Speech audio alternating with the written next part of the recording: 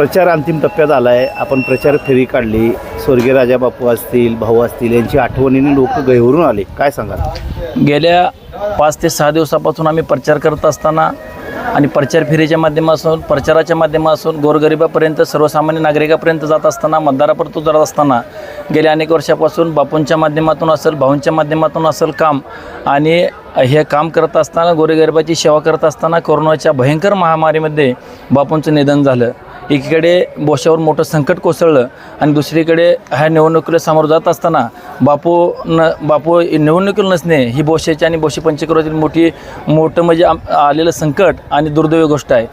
आज या ठिकाणी बापूंचं आपण प्रचार फिरत असताना भावी आम्ही सर्वजण जात असताना त्या ठिकाणी लोकांचं असं म्हणणं येतं आहे, ह्या इलेक्शनला बापू पाहिजे होते आणि मोर्चा पार्टीनं इलेक्शनच लढवायला नको होतं, का तर आज बापू आणि भावी यांच्या माध्यमातून काम करत असताना गोरगरिबाची सेवा केली. त्यांनी कधीही दुजाभाव केला नाही, कधीही जातीवाद केला नाही, कोणत्याही गोष्टीला गोरगरिबांची सेवा केली.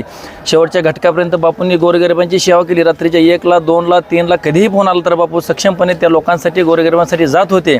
आज या ठिकाणी इतकं वाईट वाटतं आहे की निवडणूक लढत असताना निवडणुकीचा अंतिम टप्पा आहे आणि लोक गहिवरून येतात. घरोघरी जात असताना लोकांचे अश्रू अनावर होत आहेत.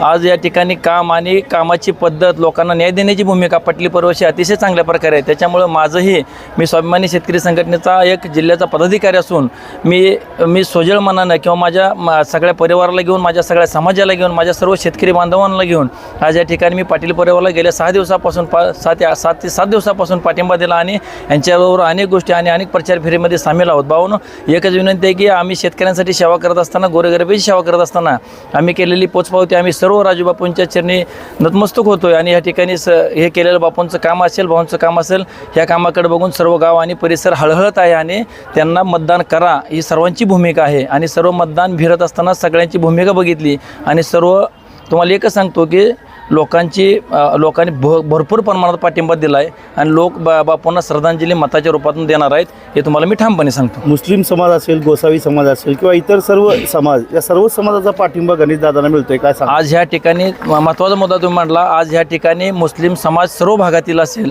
सर्व मुस्लिम समाजाने उत्स्फूर्त प्रतिसाद देऊन आणि आज या ठिकाणी गणेशदादांच्या प्रचार फेरीत टोटल सगळ्या भागातील शेवते असेल, बोशा असेल, सुगाव असेल, खेडबोशा असेल, चिलावाडी असेल, होळे असेल, आजुते असेल, या सर्व भागातील मुस्लिम समाजांनी स्वतःहून आज गणेशदादांना या ठिकाणी सांगितलं की दादा, भारतीय जनता पार्टीशी आम्ही सक्षमपणे मतदान करून तुमचा विजयाचा गुलाल आज आम्ही आमच्या खांद्यावर घेत आहे.